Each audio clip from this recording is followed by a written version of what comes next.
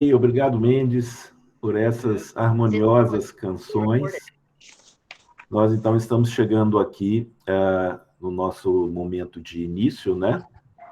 Vamos, então, fazer a nossa prece inicial. Mestre Jesus, aqui estamos mais uma vez, reunidos em vosso nome, para mais essa reunião pública.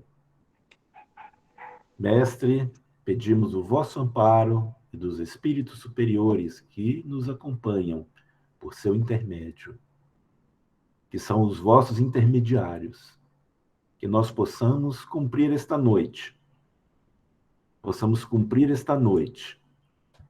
aquela meta a que nos propusemos de trazer aqui as vossas mensagens. E dessa forma nós possamos abrir nossos corações e nossas mentes a essas mensagens, internalizando-as em nós mesmos. E assim, que nós sejamos o próprio exemplo delas perante aqueles que nos estão mais próximos, colaborando assim para a melhoria do nosso planeta, uma era da regeneração. Pai nosso que estais nos céus, santificado seja o vosso nome, venha a nós o vosso reino, seja feita a vossa vontade, assim na terra como nos céus. O pão nosso de cada dia nos dai hoje. Perdoai as nossas ofensas, assim como nós perdoamos a quem nos tem ofendido. E não nos deixeis cair em tentação, mas livrai-nos do mal, assim seja. Então, hoje, nós vamos ter o Juan, que eu já vi que já entrou, Juan Debian, né, Juan? Debian, isso aí, seja bem-vindo, Juan. Agradecido, querido, muito obrigado. Nós vamos só fazer aqui uns rápidos avisos e já passar a palavra aí para o Juan. Nós, então, alertamos, como sempre, né, que as perguntas poderão ser feitas pelo chat, porque a gente vai acompanhando aqui. Quando faltarem 10 minutos para o final, ou seja, às 20h50, então nós faremos uma pequena interrupção para levar essas perguntas ao Juan. Se não tiver perguntas, não tem problema, o Juan poderá utilizar os 10 minutos restantes para finalizar a exposição, né? Então, Juan, seja bem-vindo, a palavra é sua.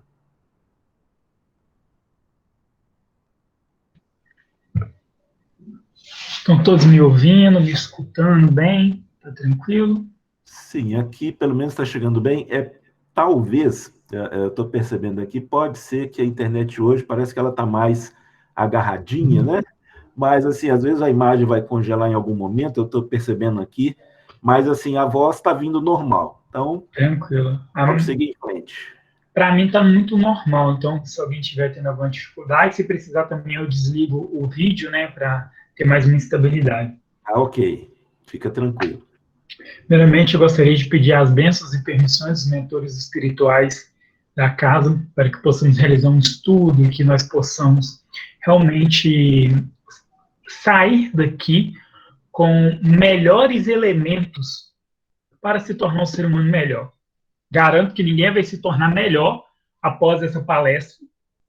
Então, é uma inocência achar que a gente vai chegar na casa espírita e vai sair da casa espírita melhor. A gente sai com elementos para nos dar base, para nos tornarmos seres humanos melhores. Então, a casa espírita, o conhecimento espírita, ele proporciona elementos para nós, enquanto sociedade, não podemos esquecer da lei de sociedade, nos tornarmos seres humanos melhores. Então, eu pretendo, com a minha fala, de contribuir um pouquinho para nós, e eu me incluo totalmente nisso, encontrarmos alguns elementos para sermos seres humanos melhores. Boa noite a todos e a todas. Eu gostaria de iniciar fazendo uma pequena consideração relacionada ao próprio texto evangélico, sobre o próprio Cristo. Tem um livro que eu considero ele extraordinário, muito conhecido no meio espírita, inclusive. Sua primeira edição ali, de 18 de abril de 1857, com 501 questões, e sua segunda versão, mais ampliada, simplificada, de 18 de março de 1860. Esse livro, todo mundo está familiarizado, chama O Livro dos Espíritos. Eu acho que a gente precisa retornar mais nesse livro, sabe? Eu acho que a gente ainda não compreendeu a grandiosidade dessa obra. Eu tenho para mim que nós devemos... O áudio está baixo? Não, aqui para mim está normal. Como eu falei, é possível que a internet, e talvez em áreas localizadas, ela esteja ruim. No caso, eu aconselho a Nara, se ela não conseguir aumentar o suficientemente, que ela saia do link e entre novamente, que talvez, quando faz isso, costuma voltar normal. Ih, derrubei uma aguinha aqui. Não, tranquilo. Eu vou tentar falar um pouquinho mais alto, tá, Nara? E eu acredito que nós devemos retornar a esse livro, especialmente de mão dadas com o professor Herculano Pires, que é considerado o apóstolo de Kardec, muito pouco também estudado. Mas retornar com um olhar muito crítico, com um olhar muito consciente, porque isso vai dar embasamento para a gente compreender até o pensamento do Cristo. Mas por que eu joguei Herculano, Livro dos Espíritos, para falar sobre as bem-aventuranças? Eu gostaria de ressaltar para vocês a questão 625 do Livro dos Espíritos, que vai dizer o seguinte: qual o tipo mais perfeito que Deus deu à humanidade para servirmos de modelo e guia? Talvez seja uma das questões mais replicadas no meio espírita. A questão, acredito eu, menor dessa obra magnífica veio de Jesus, outras traduções apenas Jesus. João 14,6 coloca que Jesus é o caminho, a verdade e a vida. Quando eu retorno a Jesus Cristo, quando eu volto para olhar esse sujeito, eu estou me deparando com um cara que vai me incomodar, viu?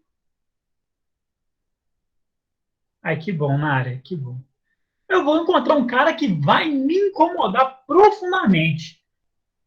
E, ó, eu vou contar uma coisa aqui que talvez não seja muito novidade. Mas eu tenho que retornar a Jesus Cristo despojado de preconcepções, de preconceitos, de pré-determinações, que muitas das vezes eu retorno a Jesus para justificar as minhas próprias mazelas.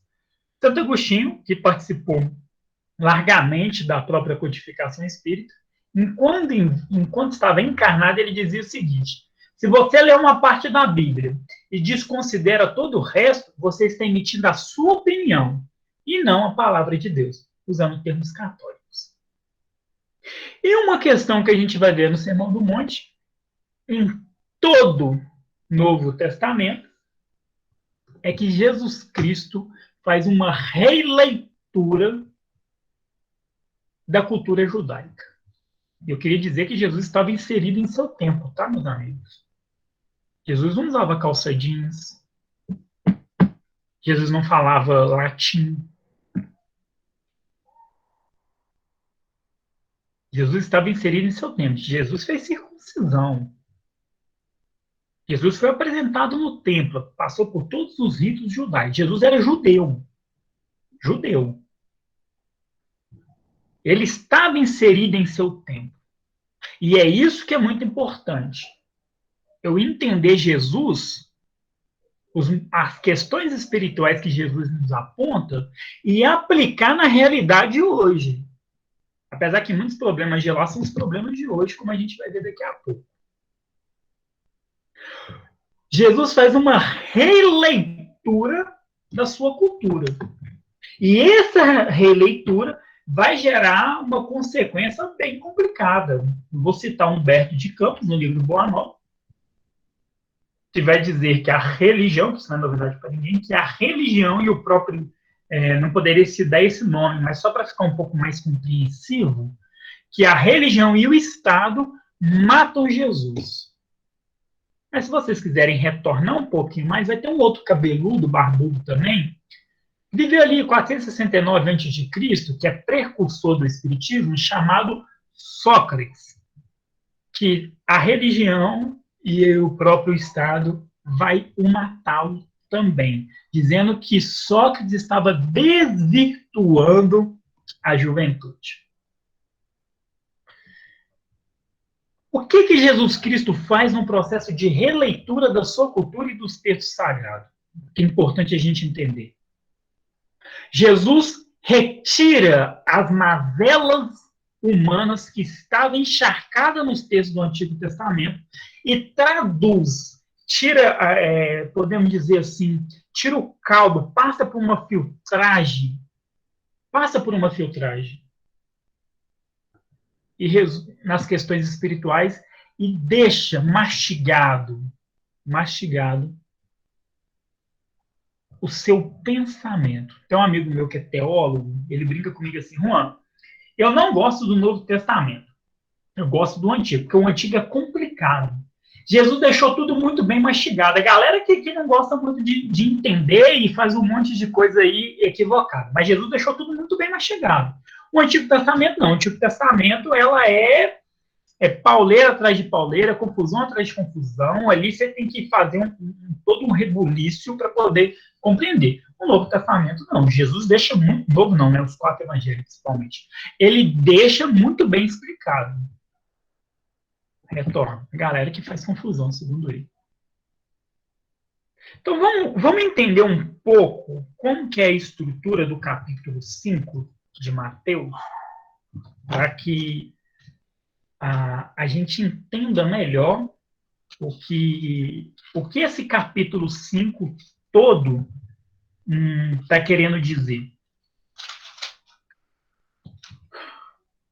Na verdade, nós vamos pegar só a estrutura, tá, gente? Que eu vou trazer para a gente não se delongar muito nessa parte técnica, apesar que eu gosto muito. Mas aí do capítulo 5 ao 7 tem uma questão muito bem estruturada. A fonte, a própria Bíblia de Jerusalém, ela traz algumas informações interessantes. Quando inicia o discurso, o sermão da montanha, sobre a montanha, Jesus está fazendo uma introdução ao seu pensamento. Então eu vou ler aqui o Sermão do Monte, que é sempre bom lê-lo, porque ele é gostoso de se ouvir, né? Vai dizer assim: vendo ele as multidões, subiu a montanha e, ao sentar-se, aproximaram dele os seus discípulos. E pôs a falar e os ensinava, dizendo: felizes os pobres no espírito, porque deles é o reino dos céus. Felizes os mansos, porque herdarão a terra. Felizes os aflitos, porque serão consolados. Felizes os que têm fome e sede de justiça, porque serão saciados. Felizes os misericordiosos, porque alcançarão a misericórdia. Felizes os puros de coração, porque verão a Deus. Felizes os que promovem a paz, porque serão chamados filhos de Deus. Felizes os que são perseguidos, porque causa da justiça, porque deles é o reino de Deus. Felizes sois, quando vos injuriarem, vos perseguirem e, mentindo, disserem todo mal contra vós por causa de mim. Alegrai-vos e regozijai-vos, porque será grande a vossa recompensa nos céus. Pois foi assim que perseguiram os profetas que vieram antes de vós. Essa primeira parte, que vai capítulo 5, do versículo 1 ao versículo 16, é uma introdução ao pensamento do Cristo relacionado a essa perspectiva, essa filtragem espiritual. Do capítulo 5, versículo 17, até o capítulo 7, versículo 12, que vai ser os 2 caminhos, Jesus está fazendo um desenvolvimento do seu pensamento ali. Um desenvolvimento do seu pensamento. E do capítulo 7, versículo 13, até o versículo 29, Jesus está fazendo um processo de conclusão do seu pensamento, nessa parte espiritual, e eu já introduzi, eu já desenvolvi Agora, o processo de conclusão está atrelado à interiorização do pensamento de Jesus, compreensão e racionalização. Então, essa estrutura do capítulo 5 até o capítulo 7, ele tem essa etapa de introdução, desenvolvimento e conclusão. Focando entre o capítulo 5, versículo 1 ao item 16, que é o objeto de estudo nosso aqui hoje, e que seria uma prepotência tola querer dar conta desse texto todo em apenas 50 minutos, eu gostaria de ressaltar o seguinte. O Sermão do Monte, ele é como se fosse uma escadinha evolutiva, poderíamos dizer assim. Ou seja, quando vai falar dos pobres de espírito, está atrelada a questão da humildade. Muito bem colocada lá no Evangelho segundo o Espiritismo. Se você não tiver humildade ou elementos da humildade, você não conquista nenhuma virtude. Nenhuma. Porque a humildade é uma base para você assumir que você precisa mudar em alguns pontos. Sem ela, você nunca vai acreditar que você precisa mudar. Inclusive, mudar alguns pensamentos. Alguns pensamentos.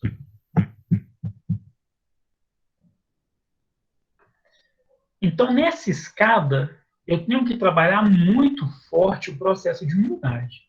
Só que aqui eu gostaria de deixar um ponto. Tem muita coisa que a gente joga para o abstrato hoje.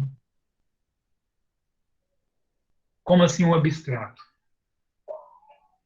Tem muita coisa, meus amigos e minhas amigas, que a gente coloca como segunda, terceira, quarta interpretação. Fala assim, não, mas isso aqui não é literal. Olha, vou dar um exemplo. Jesus estava falando de uma forma espiritual sublime que poderia ter outras interpretações, mas na época ele estava falando literal também. Quando ele diz assim, se alguém te bater na face esquerda, vira à direita, ele não está falando, se você é orgulhoso, procura humildade. Ele está falando o seguinte, olha, eles vão cortar a sua cabeça. Ame.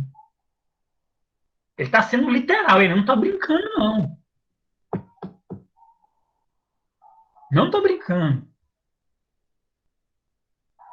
Ame os seus inimigos.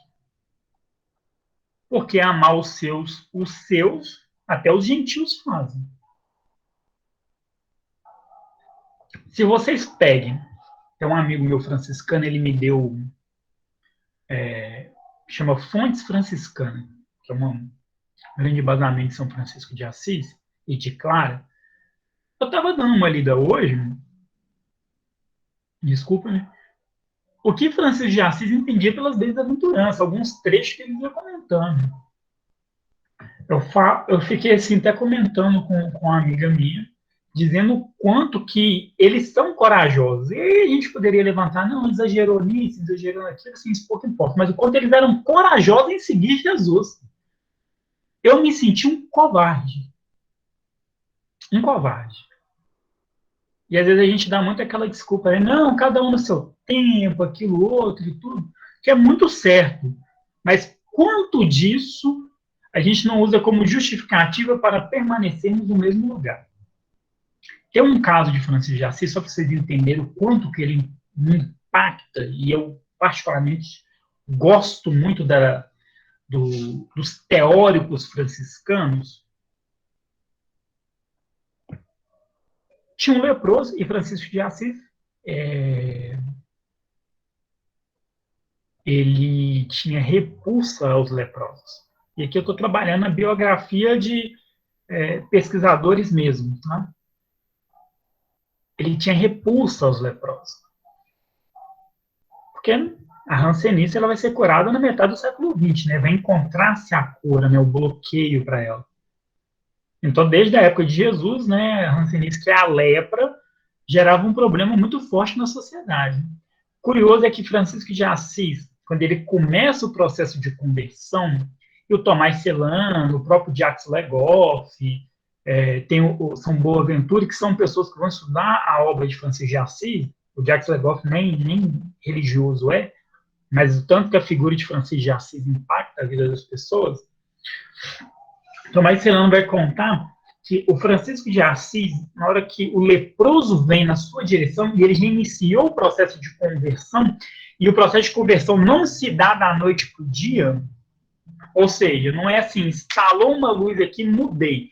Você tem vários processos, que a vida são processos, e em um determinado momento acontece alguma coisa, mas aquele momento é resultado de um processo. Francisco de Assis, quando vê o leproso, ele dá um passo para trás. Por que ele dá um passo para trás? Por causa do seu pensamento velho, do seu pensamento antigo, por causa do seu pensamento preconceituoso, por causa do seu pensamento medroso, de estar ali, de abraçar aquele irmão. Mas na hora que ele dá um passo para trás, devido à força mental do seu pensamento, ele olha aquele com a pele toda comida, com o corpo todo corroído pela lepra. Sabe de quem que ele lembra? Ele lembra do modelo e guia dele. No pior momento de sua vida, vamos pôr assim na nossa perspectiva, na cruz chamada Jesus Cristo. E ele vê Jesus Cristo no próprio leproso. Que, gente, o corpo de Jesus, com tanto de tortura que ele sofreu, não foi algo bonitinho que ficou depois não, tá bom? Trazendo um pouco a realidade do que foi. Que a gente fantasia muito, às vezes, algumas experiências. Eu gosto da questão mais concreta porque me dá base para viver no mundo concreto, no mundo real, no mundo objetivo. E quando ele lembra de Jesus, ele tem um impulsionamento para dar um passo até o leproso e beijá-lo. E quando ele beija o leproso, ele dá um pulo de alegria. Ele sai sorrindo, porque ele conseguiu vencer a si mesmo, impulsionado pela própria graça do Cristo. Não sei se eu estou me fazendo entender, mas eu estou convencido que se a gente não se esforçar no trabalho da humildade, eu não consigo conquistar nenhum tipo de virtude. Porque a humildade ela é a base para esse processo. Só que aí eu vou chamar a atenção para vocês para um outro ponto. Existe como eu consigo essas virtudes? Uma coisa muito interessante. Como que eu consigo essas virtudes? Eu quero, eu posso, eu consigo? Não é bem assim, não. Inclusive, eu nem gosto muito desse papo de coach. Essa ideia de autossuficiente, ninguém é autossuficiente. Por favor. Romantizar martirização, eu acho um equívoco profundo da nossa sociedade. Eu gosto da palavra nós. Na primeira pessoa do plural. O nós caracteriza a lei de sociedade, que diz que as qualidades do outro incentivam e ajudam aqueles que têm outras qualidades. Ou seja, no que eu sou habilidoso, eu ajudo vocês, e vocês que são habilidosos me ajudam, e a gente vai vivendo em sociedade. Ora, é bem isso que acontece hoje, né? O nós não isenta eu dos meus esforços, do meu esforço próprio. Os meus esforços têm que ter execução. Nós é formado por eu, vocês e todos que estão aqui presentes. Então, se eu me esforço, o outro se esforça, a gente vai juntando isso. Mas por que eu estou frisando isso? Olha, você está com um problema de saúde, você está com um problema de ansiedade, depressão. Nossa, você tem que resolver isso. Que bom, você precisa do impulsionamento para resolver isso. Mas se você não tiver uma pessoa que estudou 4 anos na universidade, você teve a universidade, você teve professores para dar aula na universidade, você percebeu o tanto de outras pessoas que tiveram que movimentar para a sua ação ter efeito, que sua ação isolada, ela não tem efeito, e por isso que o Kardec coloca que nós não tem como nos isolar, ou seja, eu só posso me isolar em sociedade. Estou falando da quarentena não, tá? Porque eu vi espírito aí, por exemplo, falando que a quarentena era coisa contrária à doutrina espírita. Eu falei que era uma péssima interpretação de texto quem fez isso. Se você está em casa comendo, e você está um mês sem ver ninguém, mas você está comendo, alguém produziu aquele alimento. Você vive em sociedade, querido. E aí que eu chamo a atenção, quando você pegar as bem-aventuranças, você perguntar como que você alcança elas. E aí eu queria pegar uma parte do Evangelho segundo o Espiritismo para reforçar essa compreensão e essa visão que eu estou querendo trazer sobre a forma de conquistar as bem-aventuranças. Mas antes de adentrar no Evangelho segundo o Espiritismo, eu queria citar um outro ponto. Lembra que eu disse lá no início que Jesus ele faz uma releitura da sua própria cultura e aplica na sua realidade? Eu gostaria que vocês frisassem e guardassem isso. Jesus faz uma releitura da sua cultura e aplica na sua realidade. Guardem isso, que eu acho muito importante, especialmente para quando a gente chegar no processo de conclusão daqui a pouco do estudo. Mas vamos lá no Evangelho segundo o Espiritismo, capítulo 17, o item 10, que vai falar do o homem no mundo.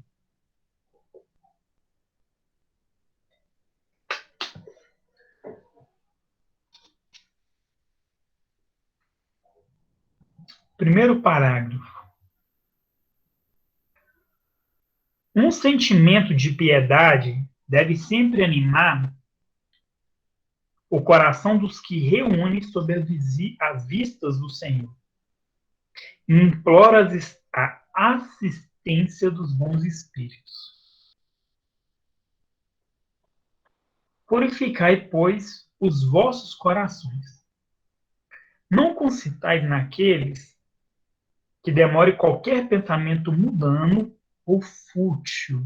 Não demores em pensamentos mundanos ou fúteis. Elevai o espírito àqueles a quem chamais, a fim de que, encontrando em vós as necessárias disposições, possam lançar em profusão a semente que é preciso, germine em vossas almas e dê fruto de caridade e justiça.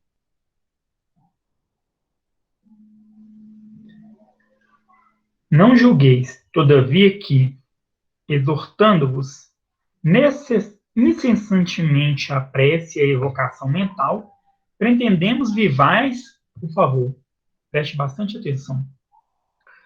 Não julgueis, todavia, que, exortando-vos incessantemente a prece e a evocação mental, pretendemos vivais uma vida mística, que vos conserve fora das leis da sociedade, onde estáis condenados a viver. Não. Vivei com os homens de vossa época, como deve viver dos homens. Eu achei isso sensacional. Desculpa, eu empolgo, tá, gente? Eu achei sensacional. Primeiro, a ideia de uma vida mística, porque a ideia muito do espiritismo na atualidade é uma lógica quase da reprodução do catolicismo, do protestantismo, que acha que a vida na igreja é a solução dos seus problemas. Então, assim, ali, dentro do espiritismo, volto a dizer, é buscar elementos para se transformar em seres humanos melhores. Então, eu busco o elemento ali, vou viver na sociedade na qual eu reencarnei, e aqui eu chamo a atenção para um outro ponto. Questão 169 vai dizer que a gente vai reencarnar quase infinitas vezes.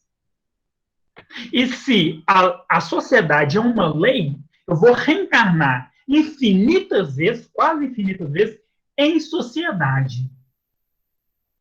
Famosamente, dá uma olhadinha no filme Nosso Lar. Aquilo ali não é uma sociedade, não. Inclusive, eu queria muito que o mundo terreno fosse organizado daquele jeito.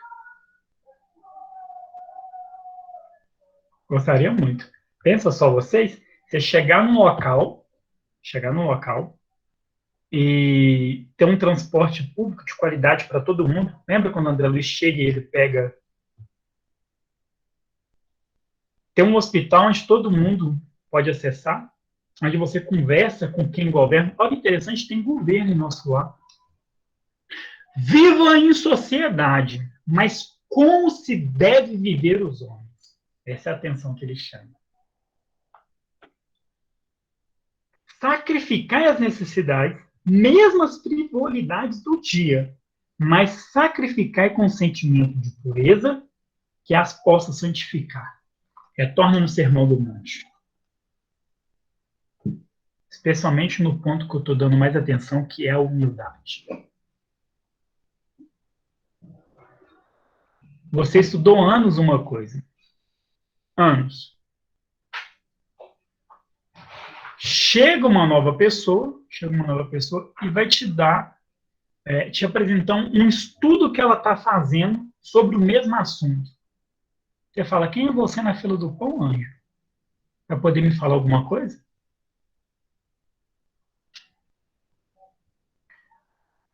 Você não teve nem a humildade de escutar. Porque, de repente, aquela nova pesquisa pode te trazer novos elementos para você compreender e chegar a outros resultados.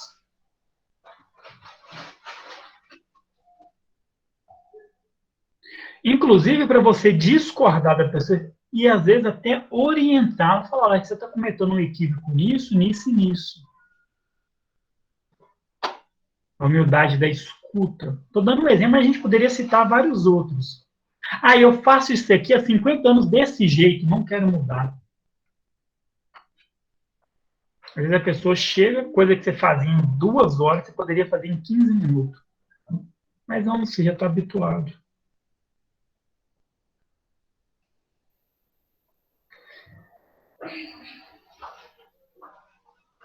Quando eu vou me relacionar na sociedade, é ali que eu encontro os pontos de convergências que proporcionam a minha evolução.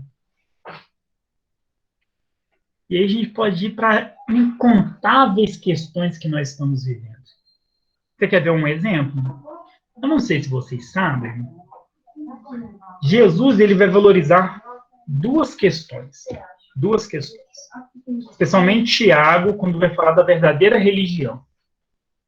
Lá na primeira carta de Tiago, finalzinho do primeiro capítulo, se eu não me engano. Ele vai dizer assim, a verdadeira religião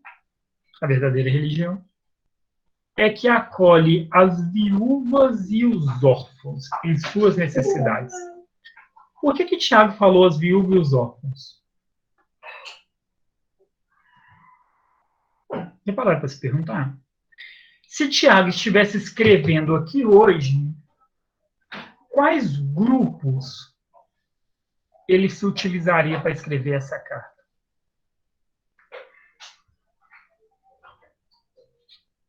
Vou contar uma coisa para vocês. A mulher começou a voltar no Brasil só em 1934. No Brasil. Na cultura judaica, especialmente na época de Jesus, a mulher tinha que andar 2 passos atrás do homem. 2 passos atrás do homem. E naquela época,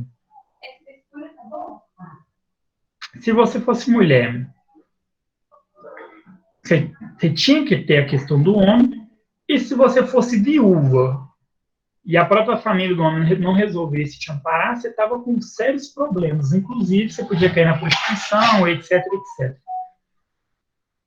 E se você fosse um órfão, você não tem pai nem mãe, seu problema naquela época era muito tempo, porque não tinha um orfanato. Não tinha o ECA, Estatuto da Criança e do Adolescente. Isso é de 1990 aqui no Brasil. Quando o Tiago fala que a verdadeira religião deve atender os órfãos e as viúvas, quem se propôs a tarefa do evangelho teve problemas sérios consigo, porque ele teve que ter a humildade de passar por cima de uma cultura que ele foi criado para seguir uma nova perspectiva de mundo, que era o cristianismo. Aí eu volto e chamo a atenção para vocês. Se Tiago estivesse aqui hoje, quais grupos ele colocaria nessa questão? Quem são os marginalizados da sociedade? Nós gostamos muito de estudar a questão, não, mas no tempo de Jesus, olha que lindo, isso e aquilo. Mas quando a gente traz para o agora, para o tempo presente, dói, porque eu estou lidando comigo mesmo e eu agindo no mundo. Aí é você com você, querido, isso dói. Dói. Porque a gente não está muito disposto a mudar a nossa linha de pensamento. Vamos lá na questão 919A, desse livrinho aí maravilhoso chamado Livro dos Espíritos, quando Santo Agostinho fala, conhece a si mesmo, e para conhecer a si mesmo, façam como eu fazia em vida. Vivia, no final do meu dia, fazia uma avaliação, e se eu magoei alguém, se eu errei com alguém, eu iria simplesmente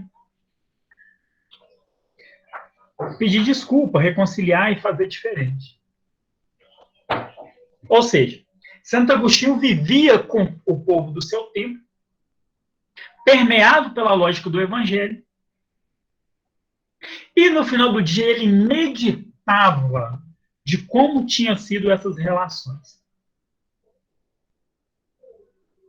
E no outro dia ele ia e mudava.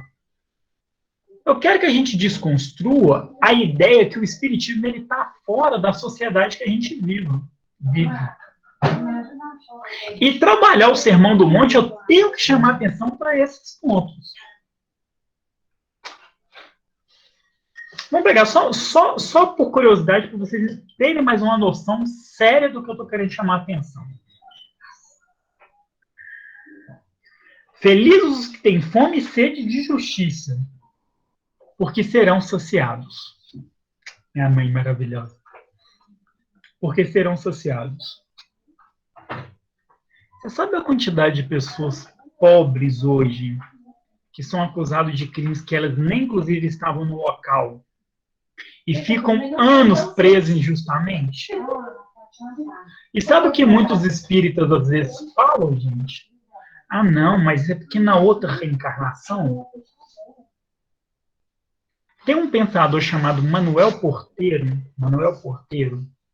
pensador argentino, espírita, que preocupava com o seu tempo presente, considerado o pai da sociologia espírita, inclusive eu considero uma das mentes do espiritismo mais brilhantes na América Latina, ao lado de Herculano Pires. Ele vai dizer o seguinte: bom, se eu considero que todos os problemas da nossa sociedade é da outra reencarnação, os problemas nunca vão se encerrar. Veja só, eu matei alguém. Bom, se eu matei alguém, eu vou ter que morrer, né? Então, se eu vou ter que ser assassinado, automaticamente outra pessoa vai me matar. Então, essa outra pessoa vai ter que ser assassinada. Então, vocês perceberam que o assassinato ele se perpetua? Isso é um empobrecimento do espiritismo, que vai dizer o seguinte: lei de causa e efeito é diferente de lei de ação e reação. Causa e efeito. Eu pago mal com bem. Ação e reação. Olho por olho, dente por dente. É lei de causa e efeito. Veja só. Eu matei 20 crianças. Eu vou ter que morrer 20 vezes? Não, eu volto e abro um orfanato.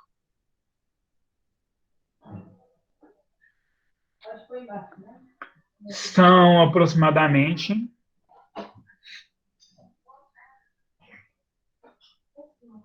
14,1 milhões de pessoas passando fome no Brasil. Passando fome. Mais de 100 milhões de pessoas com insegurança alimentar agora. Os trabalhos sociais na casa espírita, de cesta básica, tudo são fundamentais. São fundamentais. Mas se o espírita continuar fazendo caridade, não questionando de onde vem a fome e conscientizando socialmente um pensamento social, quem frequenta a casa espírita, eu só vou ficar na filantropia, não vou ficar na real caridade. Porque quando você estuda profundamente a ideia de caridade no espiritismo, é caridade com orientação. O que isso quer dizer? Fé raciocinada. Você não está passando fome só porque, sei lá, você foi um burguês na outra reencarnação que fez as pessoas passarem fome, agora você voltou pobre, favelado, morador de periferia para pagar o seu carro. Mas não é por causa disso não, por favor. Porque a quantidade de rico da história da humanidade e a quantidade de miseráveis não bate a conta, tá, gente? Não bate. E tem um estudo, um artigo do Espiritismo sobre isso, bem interessante, que aborda isso. O que é que eu estou chamando a atenção? Buscando chamar a atenção, caminhando aí para a reta final do meu estudo. Se eu não estudar o Espiritismo, eu não estudar com a fé raciocinada, eu retornar ao Cristo, entendendo que tem coisas que eram do tempo do Cristo e eu tenho que resgatar essa perspectiva da evolução espiritual. No momento que eu estou vivendo, eu vou me apartar da sociedade, coisa que Jesus não fez, muito pelo contrário. Quando ele fala o que Jesus fez, nada mais, nada menos foi que viver no seu tempo e mostrar as mazelas do seu tempo, especialmente com ações. Com ações. O pai de Jesus, por exemplo, José, se eu entrar numa polêmica, eu gosto, porque alguns espíritos trabalham muita ideia, e é um tema polêmico, né? Como que Jesus veio na Terra, se foi mesmo um milagre, entre aspas, né? Esse é outro assunto. Eu gosto dessas coisas também. Mas o pai de Jesus, tem alguns historiadores colocam que ele participava ativamente dos movimentos que tinham na sua cidade contra a opressão do poder romano. É muito interessante a gente analisar isso. Então, quando Jesus faz uma crítica à cultura do seu tempo, porque o Sermão do Monte nada mais é que uma reformulação, como eu trouxe na estrutura no início, de uma crítica e uma nova, e é um detalhe, não é só uma crítica, é uma nova alternativa para o novo mundo. Quando Jesus vai fazendo isso, entendendo que ele era um espírito puro e tudo, mas se a gente for pensar no seu próprio meio, se tinham pessoas ali que estavam à frente do seu tempo e que já lutavam por um mundo de igualdade. Seu pai José. Mas qual é um outro ponto? Esses 9 minutos de caridade que vocês têm ainda em me escutar.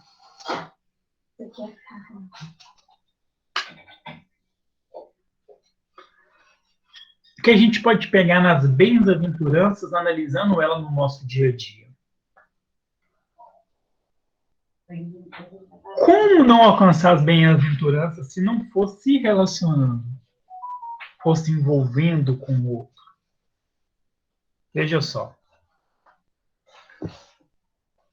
A partir do momento que eu entro em contato com outras pessoas, eu tenho uma coisa chamada fé raciocinada. E o contato com as outras pessoas vai influenciar a minha personalidade. Quer ver um exemplo? Se você nasceu em berço espírita, a reencarnação é algo muito natural para você, não é? Se você nasceu em berço católico, a ressurreição é algo natural para você. Se você nasceu em berço umbandista, inclusive foi o meu caso, falar de Exu, Pombagira, Caboclo, Preto Velho é algo muito natural para você. Mediunidade é algo muito natural para você. Coisa que não é, por exemplo, em outras religiões. Aí eu quero abrir um parênteses aqui para falar uma percepção minha. Aí eu estou fugindo um pouquinho do tema rapidinho.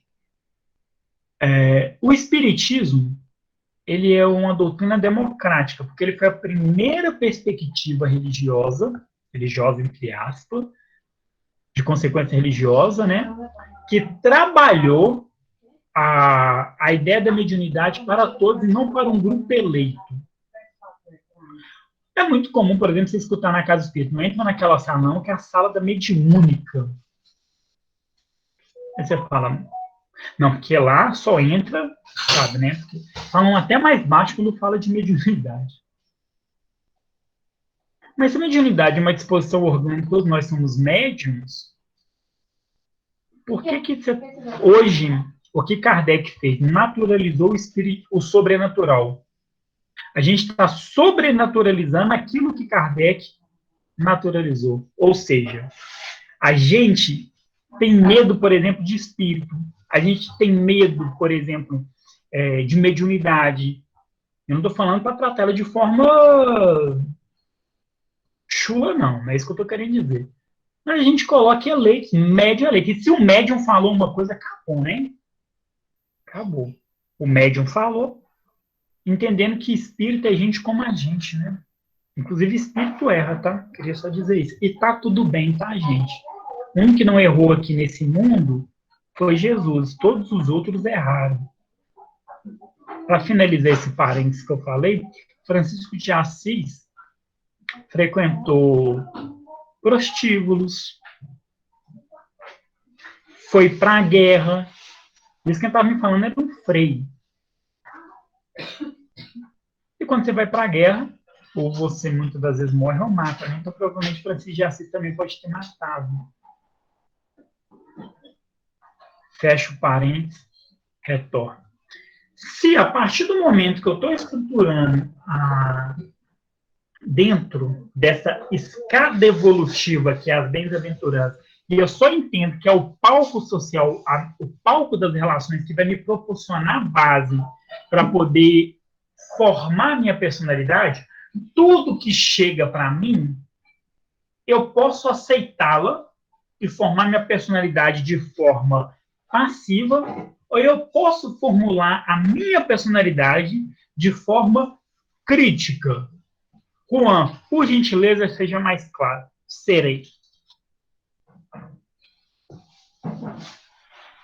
Eu estou em um meio social, dando um exemplo. Só um exemplo, tá? Eu vou dar um exemplo muito tenso para ser direto ao ponto. Eu estou em um meio social que muitas das vezes falou assim. Não, eu estou, né? É só um exemplo.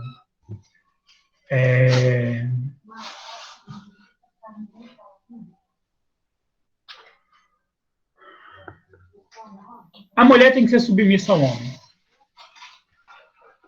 Se eu sou passivo a esse meio que eu vivo, se eu não estudo, se eu não leio, se eu não questiono, o que eu vou entender? Sim, a mulher tem que ser submissa ao homem. Forma a minha personalidade e a minha forma de relacionar com os outros é que a mulher tem que ser submissa ao homem. Mas se eu estudo, se eu critico, me chega do meu meio a informação que a mulher tem que ser submissa ao homem. Eu vou simplesmente fazer a crítica. Por quê? Se o espírito não tem sexo, ele pode habitar tanto num corpo como no outro, automaticamente nós somos iguais diante de Deus. Compreendendo que a lei de igualdade não destitui a questão da diversidade, porque é na diversidade que nós evoluímos dentro da lei de sociedade. O meu meio formou minha personalidade, porque ele me deu elementos para pensar diferente dele. E é aí que Jesus, finalizando a minha fala, a gente abrir para as questões, para trocar uma boa ideia, é isso que Jesus vai propor para o seu meio, quando ele cita o Sermão do Monte. Mateus vai trabalhar com os judeus. Lucas vai trabalhar com os gentios. Duas perspectivas diferentes, que Lucas vai seguir a perspectiva de Paulo. Ambos estão falando para outras situações. Ambos estão falando para grupos diferentes. E ambos adequam as suas falas para grupos diferentes. Eu só entendo o evangelho se eu vivo.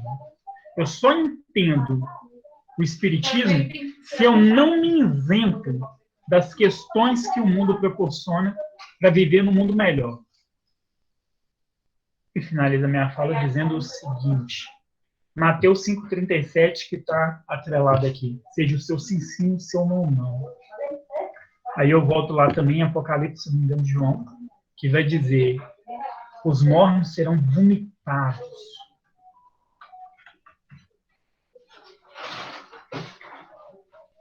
O Espiritismo, na questão 627, coloca que Jesus falava por parábola. O Espiritismo é muito direto. O Sermão do Monte nos dá uma última lição, e com isso eu concluo.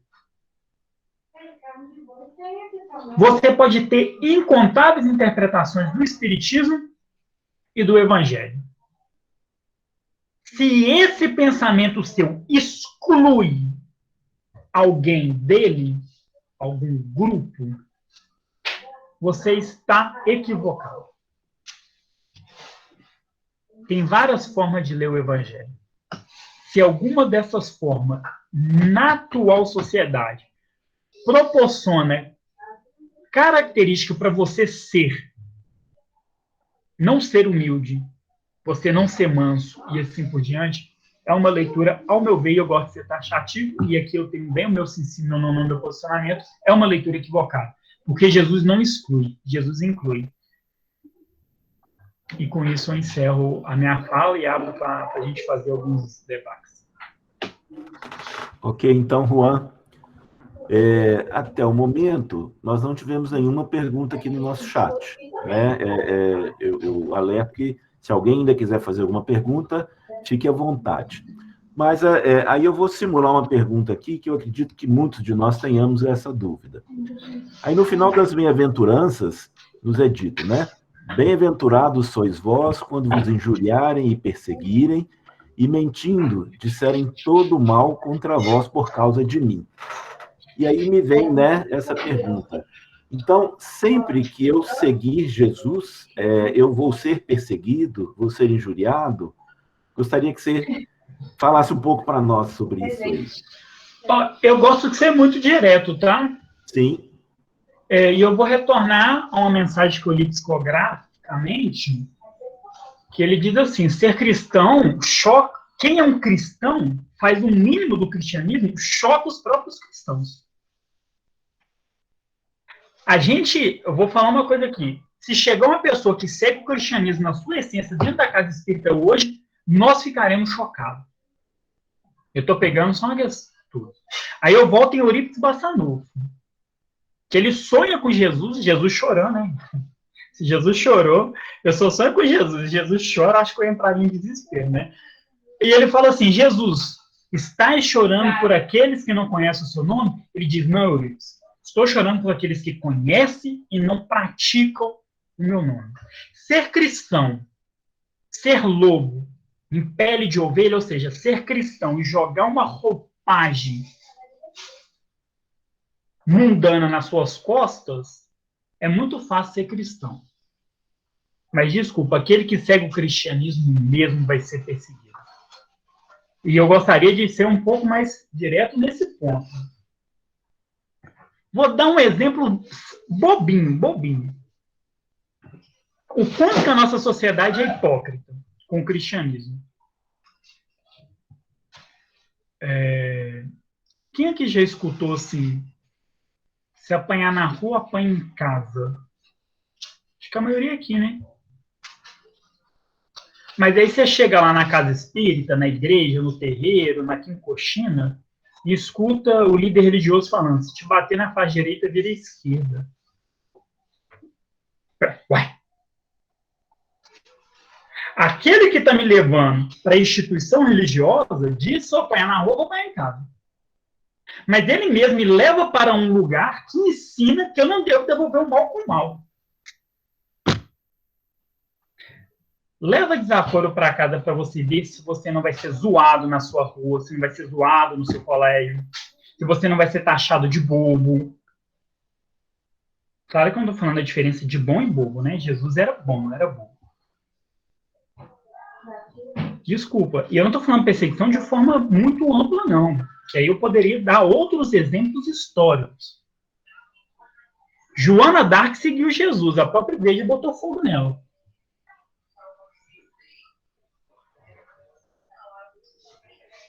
A freira, acho que é Dora mesmo. Eu esqueci o nome, acho que é Dora mesmo. Tem alguns anos, ela lutava ali no campo, porque entendia o processo daqueles que se diziam cristãos e tudo, estavam matando pessoas de fome. Ela lutou em prol do Cristo, foi assassinada. Então, se tem um exemplo bobinho da nossa cultura, e você tem um exemplo tudo. E pior, você vai se cobrar. Porque, gente, como eu disse, Jesus Cristo, ele mexe com as nossas estruturas. Não sei se eu respondi. Então, ok. Respondeu sim. Caso você ainda tenha algo mais a nos passar, nós ainda temos aí 6 minutos que você pode utilizar caso queira. Eu acho que, gente, eu gostaria realmente, se vocês quisessem estar comentando, que eu gosto de trazer elementos para a gente mexer mesmo, provocar. Mas eu acredito que já tem bastante elementos. E se deixar, né, um bom geminiano, nem, adoro colocar a culpa no meu signo, gosta de falar muito, né? Então, se deixar, eu vou até de madrugada. Mas se alguém quiser fazer alguma consideração, eu estou aberto. Porque eu acho que já são bastante elementos para reflexão hoje, né? Eu vou trazer aqui, então, um comentário da Olga. E aí, de repente, você trabalha isso também. Não foi uma pergunta, foi um comentário, e dizendo assim, né? E como tem acontecido esse empobrecimento do espiritismo? Foi aquele momento em que você, né, falou disso aí, e a Olga, então, comentou isso. De repente, você quer dar mais uma pincelada nisso antes da gente fechar? Gostaria e muito. Deixa eu falar uma coisa. Aí eu vou falar agora de espírita para espírita, né?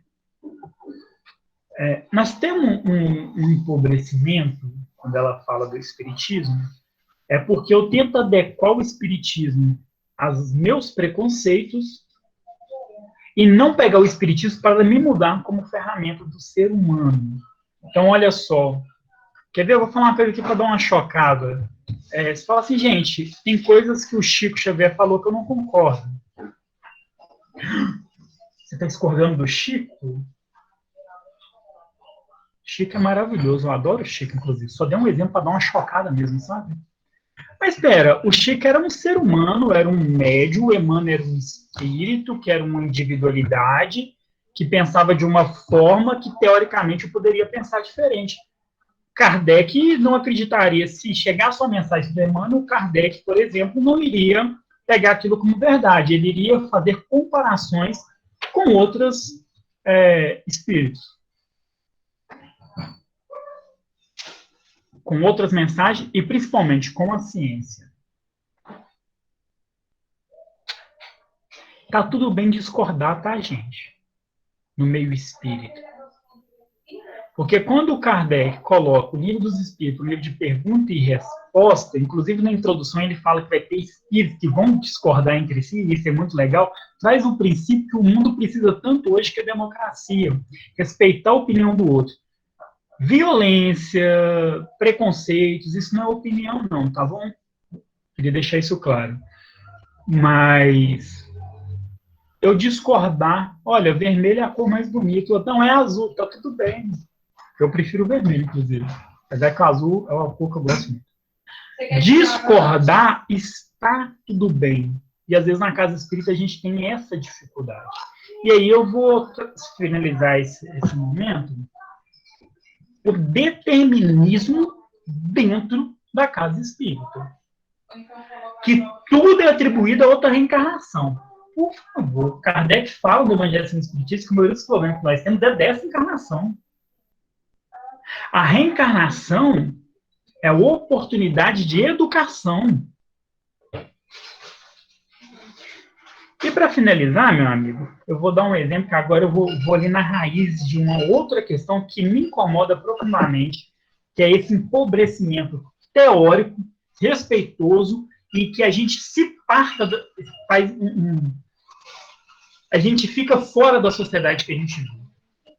Eu já dei esse exemplo aqui, eu acho que na última vez que eu vi. Já viu o caderno de prece? Todo mundo aqui conhece caderno de prece, que às vezes está na entrada da casa espírita. É bom, né? Porque você coloca ali, o povo vai fazer uma oração. Você sabe de onde vieram isso? Alguém conhece a história disso? Não, né? Deixa eu contar para você. O André Trigueiro, que é um espírito que eu respeito muito, ele coloca para nós, e tem vários artigos e textos que traz isso, porque esse troço de espiritismo era meio mal visto, sabe? Então, na época de Getúlio Vargas, ali na ditadura do Estado Novo, era bom eu assinar, porque era obrigatório eu saber, eu fazendo reunião espírita, eu tinha que saber o nome das pessoas que estavam ali. O caderno de prece, que se tornou caderno de prece, ele era um caderno de controle de quem estava na reunião, inclusive, principalmente, os médiuns. A gente sabe que é ser perseguido. Eu não sei se vocês estão sabendo, em Ribeirão das Neves aqui, recentemente aconteceu que alguns irmãos, pais de santo, mãe de santo, foram expulsos de sua casa porque eles estavam exercendo a sua religião. Tem incontáveis líderes religiosos de tradição afro-brasileira que estão sendo mortos, tendo suas instituições religiosas destruídas e que estão sendo perseguidos. Eu não vi uma nota de nós que já fomos perseguidos, claro, não tão intensamente como eles, eu não vi uma nota da FEB em solidariedade e intolerância religiosa. E quando a gente entra em alguns sites espíritas, parece que a gente está entrando num mundo muito bonito. Eu não vejo solidariedade, por exemplo, com os povos indígenas. Eu não vejo solidariedade questionando, por exemplo, de onde veio a fome. Porque de 44 bilionários, pularam para 65 bilionários em plena pandemia. E a gente passou aí para o mapa da fome. Eu não vejo, como Jesus colocou, um problema certo. Eu vejo dizendo, você pode, você consegue, você dá conta, se martirize, porque reforma, você tem que dar conta. Então, era essa crítica que eu gostaria de trazer, e tá tudo bem discordar de mim, tá bom, gente? Ok, então, Juan, nós te agradecemos muito por todas essas palavras, essa pesquisa, né, profunda que você trouxe para nós, né? E eu acho, sim, interessante essas questões para nos colocar para pensar, né? A gente tem que realmente ser chacoalhado um pouquinho, né? Para a gente poder pensar, né? A gente poder ter as nossas opiniões e entender a do outro, e igual você falou, né? Ouvir, analisar, né? Para que a gente possa evoluir até com a ajuda daqueles, né, que nos rodeiam. Te agradeço muito, então.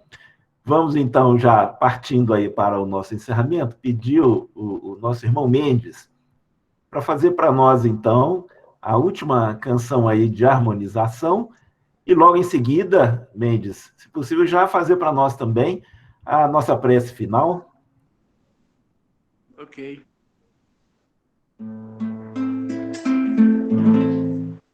Senhor, só Tu és o meu amor nesta vida sem fim.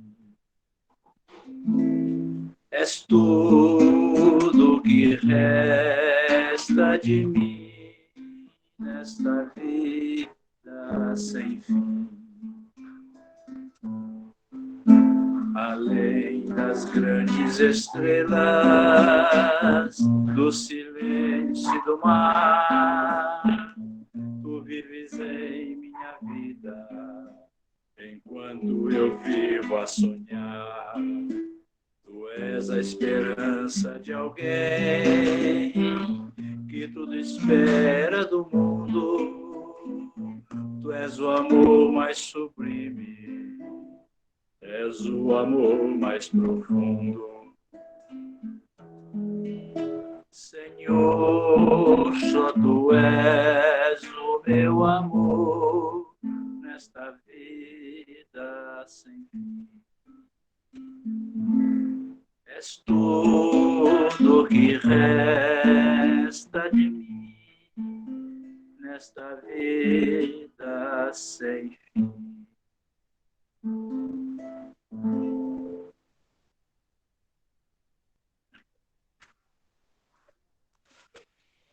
Vamos agradecer a Jesus, agradecer ao irmão Miramês e toda a equipe da Casa de Miramês, dos nossos amigos espirituais, que ombreiam conosco, que nos sustentam, que nos dá todo o apoio necessário para o nosso crescimento, para a nossa caminhada.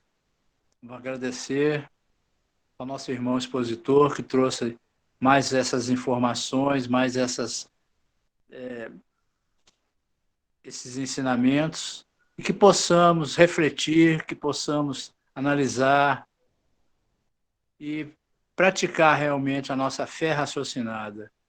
Que Jesus possa nos abençoar a todos aqui presentes, a todas as famílias que estão representadas por todos aqui que estão na sala, que a sua paz possa envolver todos os corações, todos aqueles que estão sofrendo nesse processo que estamos vivendo atualmente, que possam receber paz em seus corações, consolo nas suas vidas. Que Jesus nos abençoe hoje, agora e sempre, que assim seja.